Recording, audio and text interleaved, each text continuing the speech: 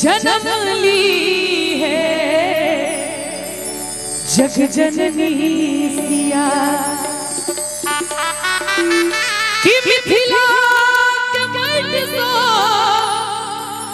जन्म ली है जग जननी सिया। कनी ध्यान देवे सब गोटे। राजा राजा जनक जी के बनली धिया जग जननी सिया। राजा जनक जी के बनली धिया जग जननी सिया।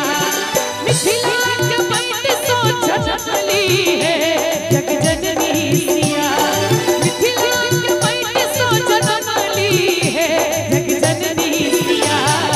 राजा राजा जनक जी के बनली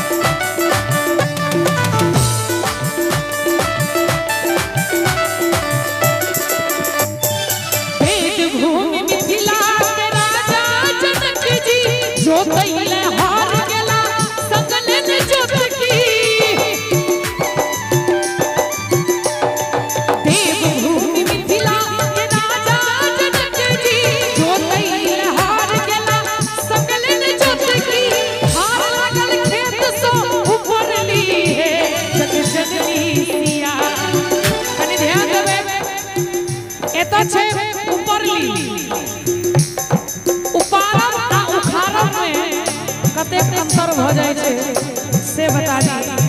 उखाड़ल जाय छे जे बहुत उतर में रहे छे आ उपाड़ल जाय छे जे ऊपरे में रहे छे।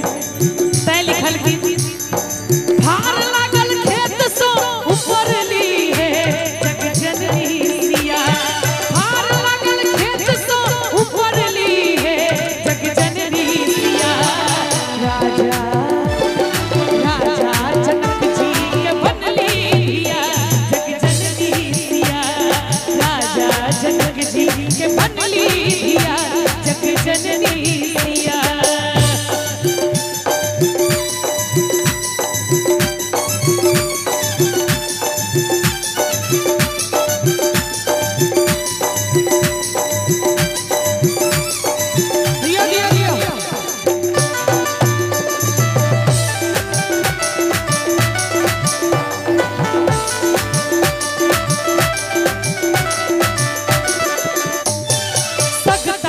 जोत भरल घर घर दरबारी जान के लजाब लगली सिया सुकुमारी। सगतरी जोत भरल घर घर दरबारी जान के लजाब लगली सिया सुकुमारी। ऊपरी पर शिव धनु उठोली है जग जननी सिया। ऊपरी पर शिव धनु उठोली है जग जननी। नीक लाग रहल है ताली बजबे में कोनो असुविधा नहीं हुआ था। एक बार दोनों हाथ उठा दियो सब गोटे मां जानकी के नाम पर। राजा जनक जी के बनली धिया जग जननी सिया। राजा जनक जी के बनली धिया जग जननी सिया।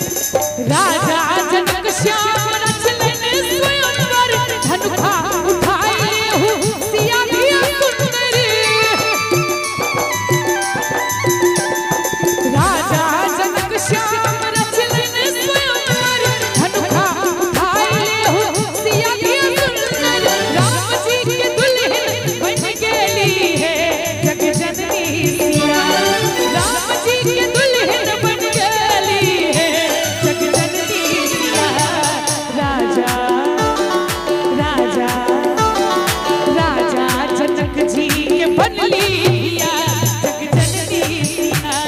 राजा जनक जी के बनली धिया जग जननी सिया। मिथिला के माटी सो जनमली है जग जननी सिया। मिथिला के माटी सो जनमली है जग जननी सिया।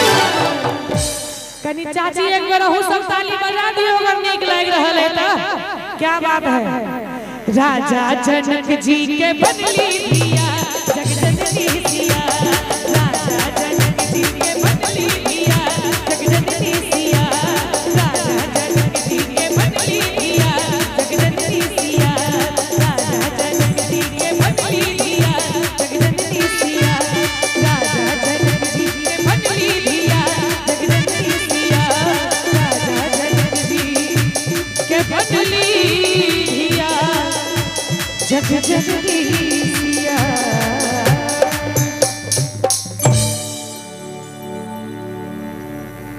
और जब